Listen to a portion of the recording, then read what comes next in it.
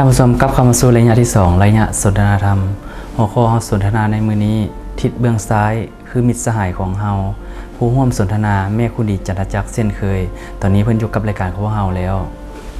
สบายดีสบายดีท่านผู้ชมโดยมาพบกันอีกเช่นเคยเนาะกับรายการของเฮาอยากถามแม่เนาะมื้อนี้ในทิศเบื้องซ้ายคือมิตรสหายของพวกเฮาเนี่ยเฮาควรปฏิบัติกันแนวใดเนาะโดยทิศเบื้องซ้ายนี่มันมีความสำคัญหลายโดยคือว่านั่นแหละเพิ่นเอิ้นว่ากัลยาณมิตรคือทั้งหมดของพรหมจรรย์พระพุทธเจ้าเพิ่นตรัสไว้เนาะฉะนั้นเลยถ้าว่าเฮาหากมีมิตรสหายที่ดีก็จะเฮ็ดให้ชีวิตเฮาเจริญรุ่งเรืองโดยเจริญและถ้าว่าเฮาหากไปมีมิตรบ่ดีโดยจะเฮ็ดให้ชีวิตเฮาเสื่อม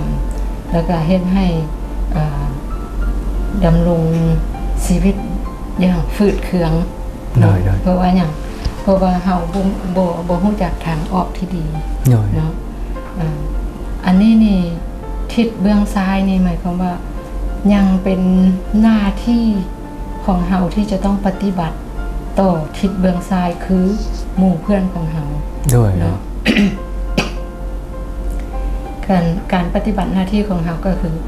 ปฏิบัติสายกลางนั่นแหละสายกลางเฮ็ดจังได๋สายกลางคือปฏิบัติไปแล้วคือบ่ให้ไปเบียดเบียนเฮาบ่ให้ไปเบียดเบียนผู้อื่น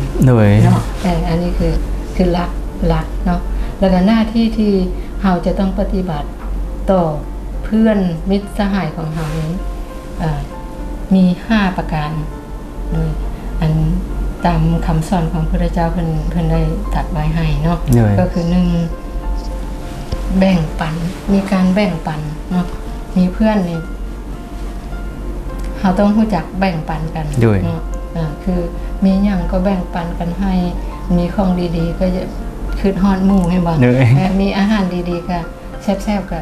คิดฮอดหมู่แล้วก็แบ่งกันเนาะแล้วก็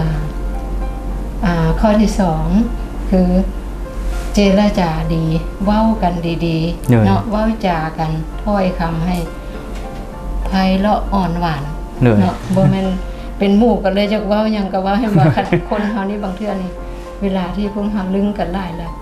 มันจะบ่มีความเกรงใจกันอย่าเว้าหยังก็เว้าไปเลยเนาะแม่นเว้าบางครั้งก็เว้าแบบให้มันโดนใจให้มันตำใจแบบนี้นะ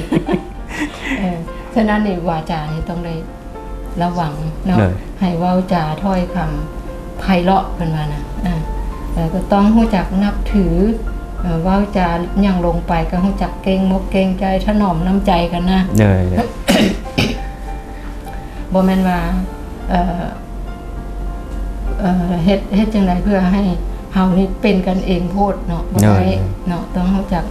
มีขอบมีเขตเนาะข้อที่3ประพฤติตนให้เป็นประโยชน์เนาะมีหยังพึ่งพากันได้เนาะบ่แม่นว่า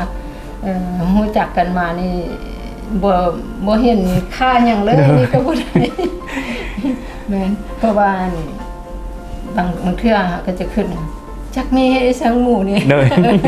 เห็นบ่บางมีหมู่ก็แบบว่าพึ่งพาบ่ได้สิว่าเนาะต้องทำโตให้เป็นประโยชน์เขาก็สิคิดคือเฮานี่แหละถ้าเฮาเป็นเพื่อนเขาแบบนั้นเนาะข้อที่4วางตนเสมอกันเนาะวางตนให้เสมอกันต้องรู้จักวางตนให้มีความเชื่อถือ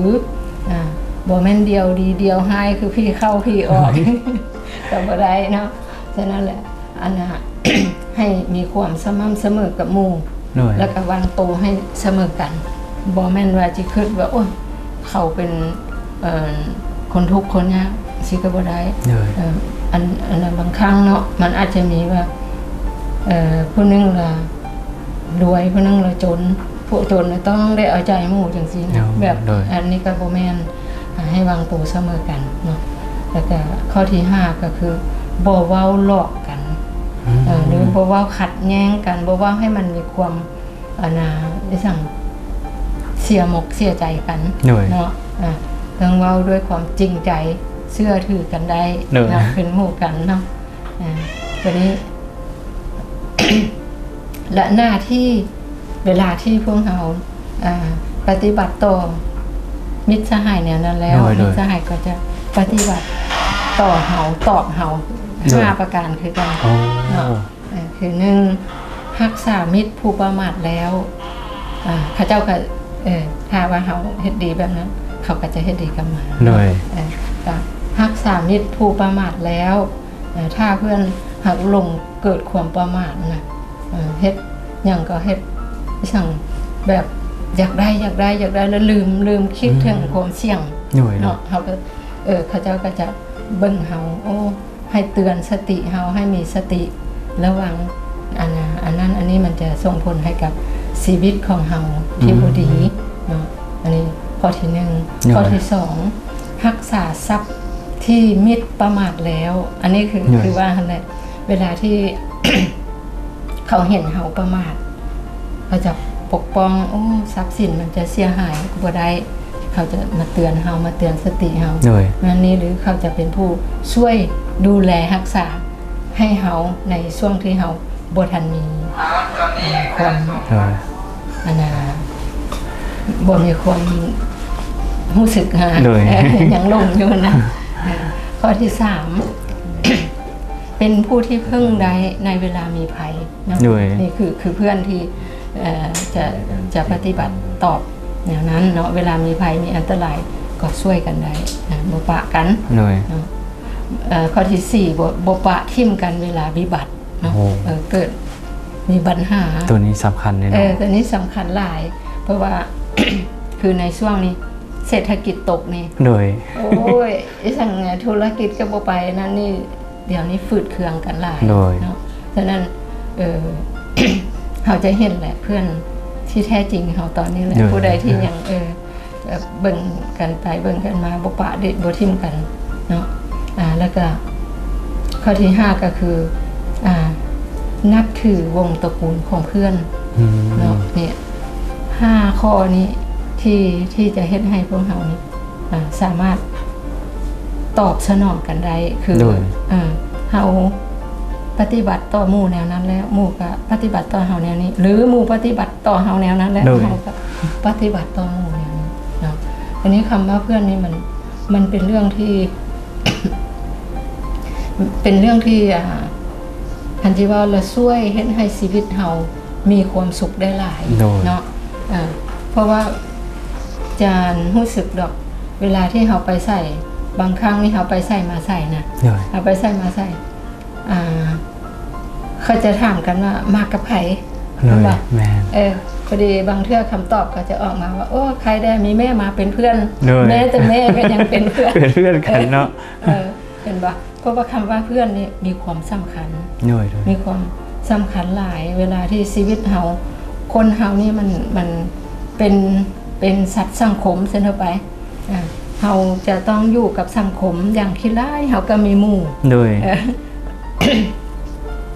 มีพ่อมีแม่มีสั่งเป็นเพื่อนเวลาไปเวลาอยู่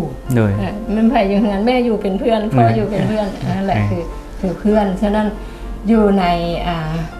พันธิว่าล่ะคำมันที่เฮาเทียบให้เห็นอยู่ทางทิศเบื้องซ้ายนี่นะเป็นพลังงานเ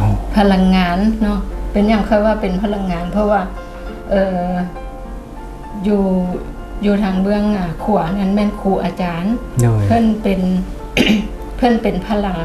ปัญญาทางโลกให้เฮาเป็นพลังปัญญาทางโลกให้เฮาแต่ว่าเพื่อนนี่เป็น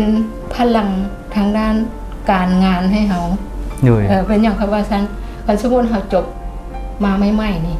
เฮาก็จะถามแหละหมู่เฮาเฮ็ดเวียกอยู่ไสเห็นบ่หมู่ก็จะแนะนำนะอันไปเฮ็ดเวียกอยู่หั่นอยู่นี่แล้วก็หมู่ก็รู้จักบ่อนหั่นบ่อนนี่อันนี้แหละคือเขาจะดึงบ่อนเฮ็ดเวียกบ่อนเฮ็ดงานมาให้เฮาฉะนั้นอันนี้ก็ถือเป็นเรื่องที่สำคัญที่เฮาจะได้รับฉะนั้นแหละถ้าเฮามีเพื่อนดีมิตรดีเฮาก็จะมีมิตรที่สามารถช่วยเฮาได้แม่นบ่ช่วยเฮาได้แล้วก็ สมัยตะกี้เพิ่นก็ถือว่าเรื่องเพื่อนนี่เป็นเรื่องสำคัญเด้มีเรื่องอันที่เพิ่นเล่าเนาะตอนนั้นก็จะมี ลูกเศรษฐีเห็นเด้ โดย ลูกเศรษฐี4 คนเนาะ4 คนล่ะเพิ่นก็ไปพ่อนายพรานหั่นไปล่าเนื้อมาเด้ไปล่าเนื้อมาแล้วเพิ่นก็ผู้ทำอิฐก็ไปอยากไปได้ซีนนำเพิ่นเนี่ยก็ไปขอเนี่ยไอ้พรานขอแดอันนั้นขอซีนแดเนาะไอ้พรานนี่ได้ฟังแล้วก็ก็เอาให้กระปาดตอนที่บ่คักปานนั้นแหละบ่อนเอ็นบ่อนนั่งบ่อนอีสั่งไปแหละให้เนาะบัดนี้ก็แบบผู้ที่ส่องมาก็มาเว้าโอ้อันเว้าให้แบบเป็นพี่เป็นน้องกันโอ้อันน่ะอ้ายผานอันน่ะขอซีนเจ้าเดเนาะนี่เพิ่นก็จะเอาให้แต่ว่าก็เอาเป็นต้นคุณดุนกินดินให้บ่งามปานใดแต่ก็ดีกันยังดีกันอันนั้นอันผู้ทำอิฐเนาะบัดนี้ผู้ที่3 ผู้ที่3เพิ่นก็ไปขอพ่อผานอันขอซีนเดเนาะบัดนี้ผู้นี้ก็ยังดีขึ้นหน่อยนึงก็ไอ้พ่อผานเพิ่นก็ตัดเอาบ่อนดีๆได้เอาหัวใจให้บัดนี้ผู้สุดท้ายเพิ่นว่าโอ้เพื่อน เพื่อนอันเฮาเป็นเพื่อนกันเนาะขอกินได้ซีนหั่นน่ะนี่ผู้นี้พอใจแฮงก็เลยว่ายกให้หมด ยกให้หมดฉะนั้นแหละคำว่าเพื่อนนี่เป็นเรื่องที่ดีอันที่ว่าล่ะเป็นเรื่องที่พวกเฮาควรมีถ้าว่าเฮาบ่มีเพื่อนดีๆนี่น่ะมันจะเฮ็ดให้ชีวิตเฮามันลำบากใช่บ่มันเฮ็ดให้เวลาที่เฮาต้องการหยังเฮาก็ต้องคิดหาหมู่ละหาเพื่อนละผู้ใกล้ชิดละอะไรคือเนาะเพื่อนหลายคนคือได้ยินผ่านหลายๆเนาะมีแต่ว่าโอ้ยเฮาแล้วมีแต่ช่วยหมู่แล้วหมู่บ่ช่วยเฮาสินะแล้ววันนี้เฮาจะควรปฏิบัติในใดต่อกันและกันนี่นี่แหละที่เพิ่นอยากบอกว่าให้เฮานี่นะปฏิบัติตามคำสอนของพระพุทธเจ้านี่แหละนึ่งคือแม่หยังมีหยังก็แบ่งปันกันถ้าว่าเฮาเฮ็ดไปก่อนสมมุติว่าแม่นเฮาซะเฮาเฮ็ดไปก่อนมีหยังเฮาก็แบ่งปันเขามีหยังเฮาก็แบ่งปันเขาเว้าหยังก็เว้าดีๆเว้าม่วนหูใช่บ่ไปละ2ข้อแล้ววันนี้เฮาก็ต้องพยายามเฮ็ดตัวเองให้เป็นประโยชน์กับหมู่ด้วยมีหยังสมมุติว่าหมู่มีเวียกนี้หยังบ่ถามเฮาช่วยหยังได้บ่เห็นบ่เขาจะพอใจแล้วเด้ถึงว่ายังบ่ทันได้เฮ็ดหยังนี่เพราะว่าเขาจะคิดว่าเฮาก็ยังมีบ่อนที่จะเพิ่งอาศัยได้เห็นบ่และอันน่ะข้อที่4ก็คือวางตนให้เสมอกันเฮาจะรู้สึกสบายใจเฮาบ่ได้รู้สึกบ่ด้อยกว่าเขาเห็นบ่ถ้าว่าเฮารู้สึกวางตนเสมอกันแล้วนะนี่บัดนี้แล้วก็ข้อที่5เว้าบ่หลอกกันเว้าจริงนำกันมีหยังก็จริงใจเว้านำกันเฮาสมมุติว่าแม่นเฮาซะปฏิบัติ5ข้อนี้ก่อนนี่ผลตอบแทนมันต้องมาแน่นอนบ่มีอันที่ว่าโอ้ยเฮาละมีแต่ช่วยเขาต้องรู้สึกแน่นอนนี่คำสอนของพระพุทธเจ้าว่าไว้คือก็ว่าที่ว่าเนาะแต่ตอนยังน้อยเฮาก็เป็นเพื่อนกันแล้วเนาะวันนี้ง่ายมากอะถ้าว่าผู้นั้นมีฐานะก่อนผู้นี้ยังมีก็เฮาต้องเสมอกันเนาะใส่แบบเสมอกันความจริงถ้าว่าเฮาหักมีการพัวพันกันแบบบางตนเสมอกันเฮาจะกาปรึกษาหารือกันเฮาละบ่ทันอันดีเรื่องอันนั้นอันนี้เฮาจะควรจะเฮ็ดจังได๋มันสามารถที่สั่งที่จะมาช่วยกันได้เพราะว่าวางตนให้เป็นประโยชน์ต่อกันอาศัยกันได้เนาะโดยท่านผู้ชมผ่านการสนทนาในมื้อนี้เนาะคือทิศเบื้องซ้ายคือมิตรสหายซึ่งเราปฏิบัติได้ตาม5ประการคือดังแม่คุณดีได้อธิบายไปนั้นเราก็จะเห็นผลดีแล้วก็มีผลประโยชน์ต่อซึ่งกันและกันมาฮอดนี้ต้องขอขอบใจแม่คุณดีหลายๆขอบใจท่านผู้ชมท่านผู้ชมมาฮอดนี้พักชมสิ่งที่น่าสนใจจากทางรายการก่อนแล้วจึงกลับเข้ามาสู่ระยะที่3ระยะข่าวพุทธศาสนา